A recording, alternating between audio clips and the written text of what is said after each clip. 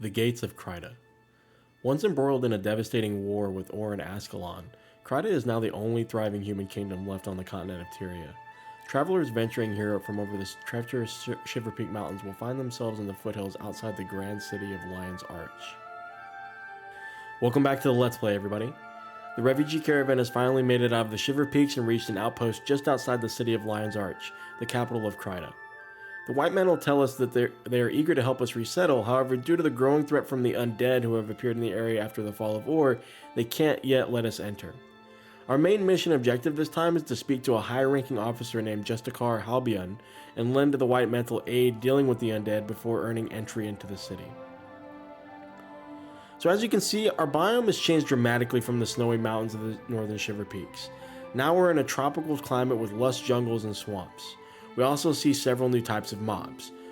We're going to encounter a skeletal undead, monstrous fiends, and a new variation of gargoyles similar to the ones found in Ascalon called mergoyles. It's also at this stage of the game that the mobs ramp up in difficulty. With more hexes and Kandi heavy packs, they can prove really challenging for your party if you don't have a good healing setup or hex or Kandi removal skills. If you're running with henchmen, make sure you take the enchanter Dunham, who is the only henchman in the Prophecies campaign that can remove hexes, making him incredibly useful if you don't want to incorporate these skills into your own build. Right at the beginning of the mission, you want to make sure that you travel to a small settlement on your left to speak with a pig named Oink, and make sure he follows you. He is important for the bonus mission objective. He has the added benefit of tanking mobs while he's with the party.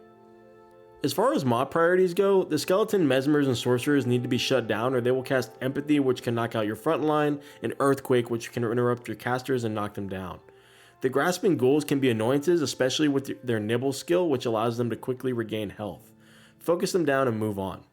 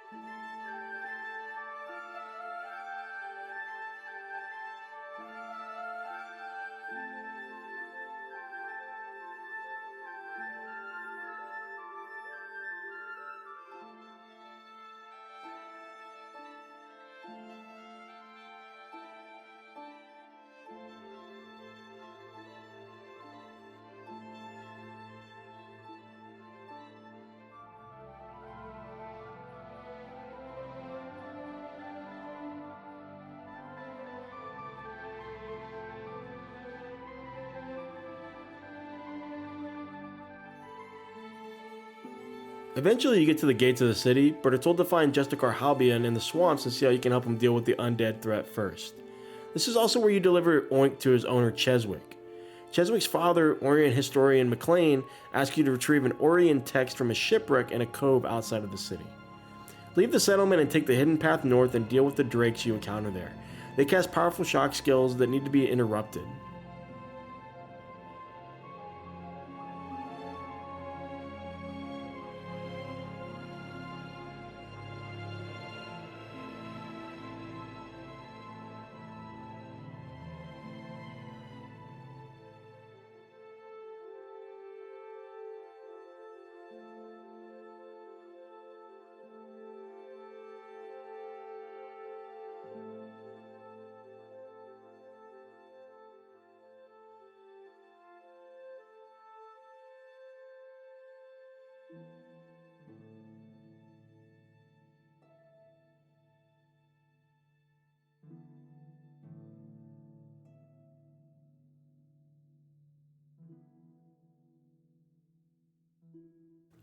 Eventually, you get to the shipwreck and are faced with some phantoms.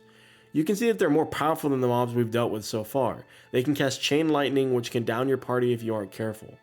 Be sure to bring some interrupts here and be quick with your heals.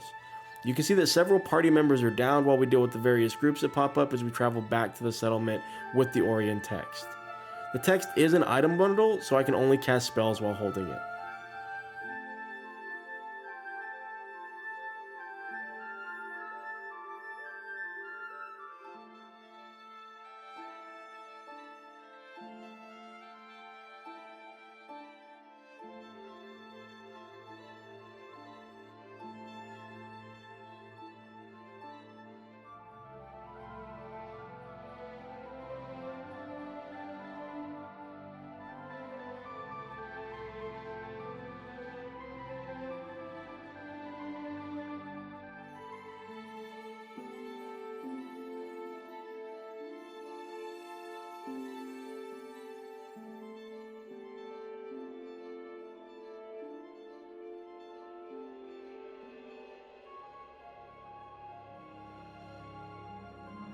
Drop off the Orient text to Historian McLean and head back out to the beach.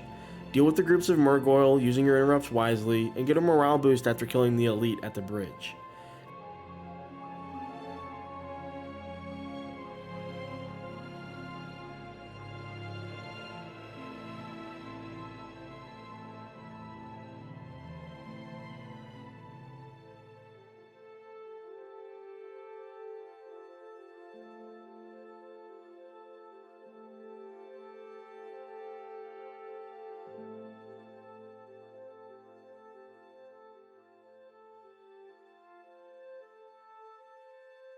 After crossing the bridge, you finally meet Justicar Halbian and get a cutscene. You've arrived in Kryta at the wrong moment, friend. I don't have time for long speeches, but I'll make you this deal. Help me fight these undead, and I'll give you and your people passage into Lion's Arch. Okay, that's a pretty straightforward request from Halbian there. He becomes a very important character later on in the story, so remember his name. So here we follow the small detachment of White Mantle and deal with the undead threat that's present in the swamp area. Pay attention to where your party is standing here, as another environmental hazard exists in this mission similar to the tar from Ascalon. The swamp water poisons your party, causing health degeneration, so watch out for it. Use the flag system like you see Isobel do on the screen here to keep your party from wiping. You can see that I accidentally went the wrong direction here and was nearly wiped by a cluster of skeletons behind a tree, but managed to retreat in time to recover. After I figure out where I'm going, I went into the alcove and defeated the horsemen and an elite mob to trigger the end of the mission cutscene.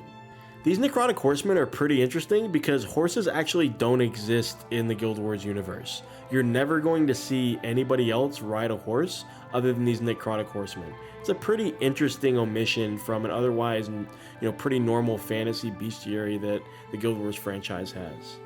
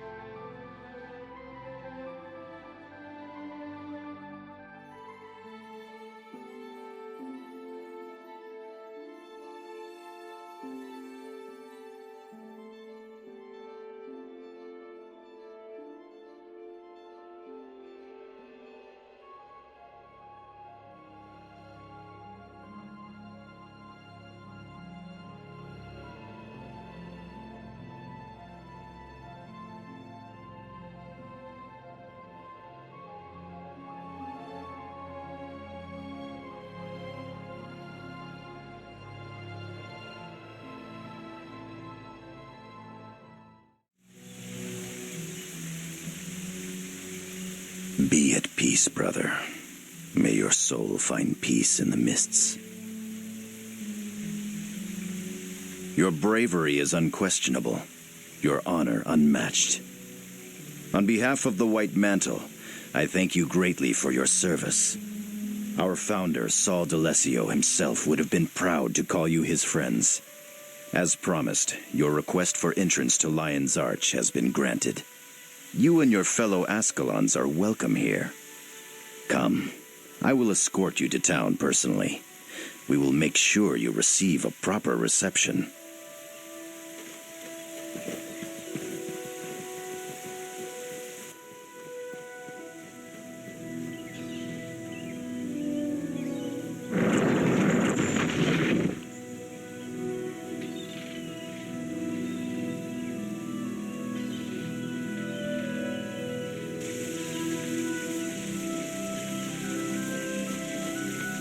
Welcome to Lion's Arch.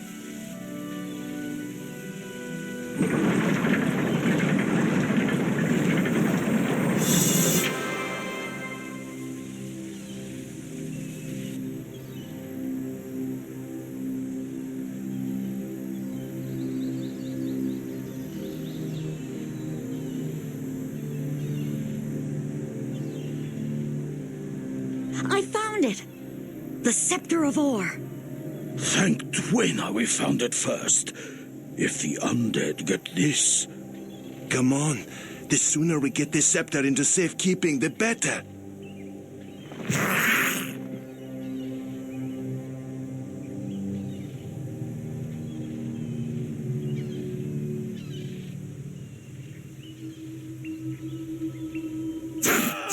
Help! The undead! We're under attack!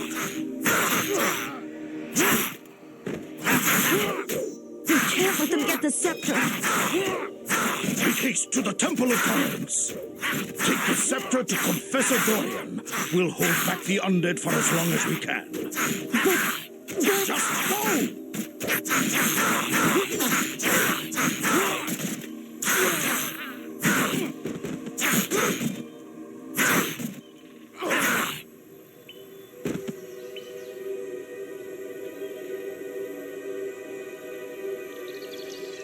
Run, you little fool, run. I have all the time in the world. The scepter will be mine again soon enough. Everything proceeds according to the prophecy.